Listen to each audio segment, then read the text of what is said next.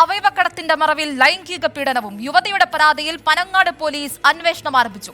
അവയവക്കടത്ത് സംഘത്തിന്റെ സാമ്പത്തിക കാര്യങ്ങൾ കൈകാര്യം ചെയ്തിരുന്നത് ഇന്നലെ പിടിയിലായ സജിത്ത് എന്നാണ് കണ്ടെത്തൽ. കേസിൽ കൂടുതൽ അറസ്റ്റ് ഉണ്ടാകുമെന്ന് എറണാകുളം റൂറൽ SP വൈഭവ് സക്സേന പറഞ്ഞു. വൃക്കക്കച്ചവടം നടത്തിയ യുവതിയാണ് പീഡനത്തിനിരയായത്. പണം നൽകാമെന്ന് പറഞ്ഞ് വിളിച്ചുവരുത്തി പീഡിപ്പിച്ചുവെന്ന യുവതിയുടെ പരാതിയിൽ പനങ്ങാട് പോലീസ് അന്വേഷണം തുടങ്ങി. എന്നാൽ നെടുമ്പാശ്ശേരി അവയവക്കടത്തുമായി ഈ കേസിന് ബന്ധമില്ലെന്നാണ് എറണാകുളം റൂറൽ SPയുടെ പ്രതികരണം.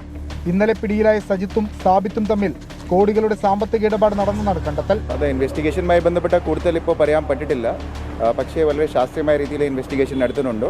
നമ്മുടെ കയ്യിൽ നല്ല കുറച്ച് ക്ലൂ ഉണ്ട്, കുറേ ഇൻഫർമേഷൻ ഉണ്ട്. അതിന്റെ അടിസ്ഥാനത്തിൽ മുന്നോട്ട് പോകുന്നു. ഇറാനിലുള്ള കൊച്ചി സ്വദേശി മധുവിനെ നാട്ടിലെത്തിക്കാനുള്ള ശ്രമങ്ങളും തുടങ്ങി. സാബിത്തിൽ നിന്ന് ലഭിച്ച മൊഴിയുടെ അടിസ്ഥാനത്തിലാണ് അന്വേഷണം. ആവശ്യമെങ്കിൽ ബംഗളൂരുവിലും ഹൈദരാബാദിലും പരിശോധന നടത്തും. കേസന്വേഷണം കേന്ദ്ര ഏജൻസിക്ക് കൈമാറുന്നതിൽ ഇനിയും തീരുമാനമായിട്ടില്ല.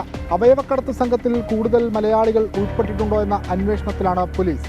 പരാതിക്കാരെ കണ്ടെത്താനുള്ള ശ്രമവും ഊർജിതമാണ്. കൊച്ചിയിൽ നിന്ന് വിഷ്ണു സുരേഷ്, 24.